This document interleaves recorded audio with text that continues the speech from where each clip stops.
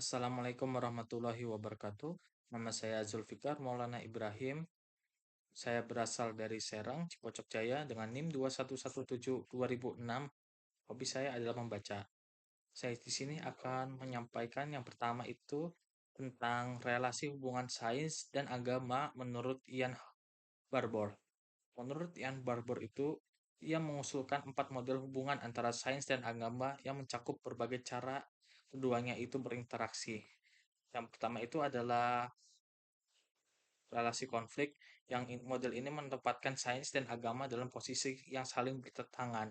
Dengan karakteristik itu, sains dianggap berbasis pada rasionalitas, bukti empiris, dan metode ilmiah. Kemudian agama dianggap berbasis pada keimanan, wahyu, dan otoritas tradisi.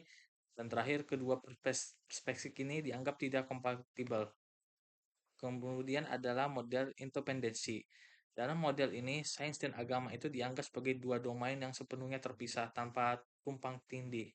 Dengan karakteristik itu, sains itu menjawab pertanyaan bagaimana proses dan mekanisme alam, kemudian agama itu menjawab pertanyaan mengapa, dalam makna, tujuan, dan nilai kehidupan, dan yang terakhir adalah tidak ada konflik karena masing-masing memiliki fokus yang berbeda.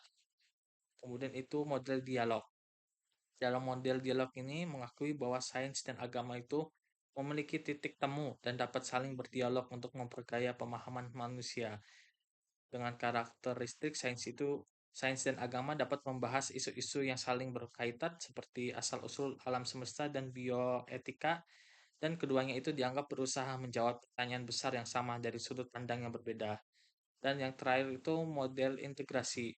Model itu melihat sains dan agama sebagai dua hal yang saling melengkapi dan dapat digabungkan untuk memberikan pemahaman yang lebih utuh.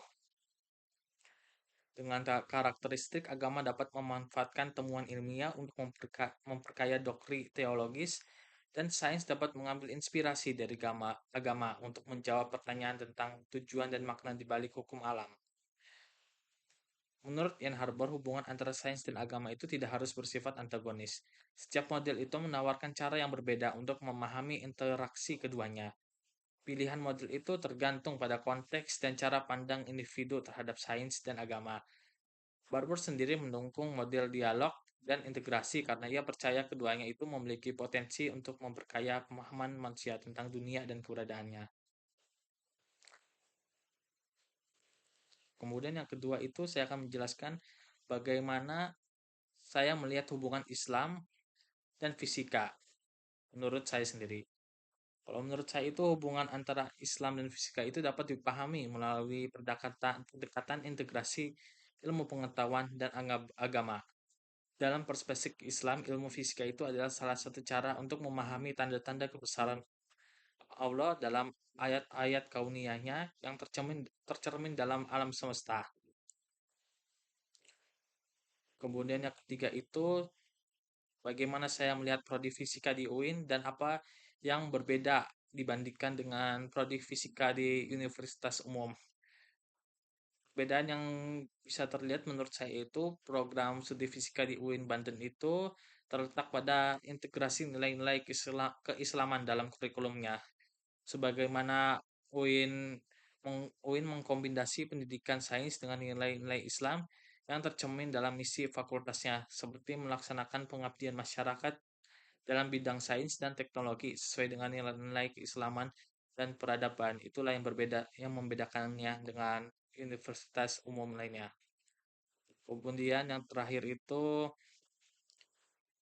apa kesan saya tentang mata kuliah Islam dan sains.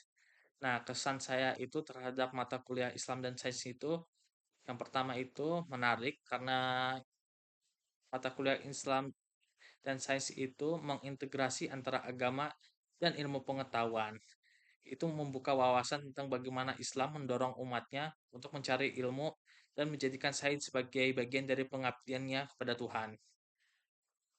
Kemudian saya kemudian saya terinspirasi oleh fakta bahwa ilmuwan muslim di masa lalu seperti Ibnu Sina yang memiliki kontribusi besar dalam pengembangan ilmu pengetahuan.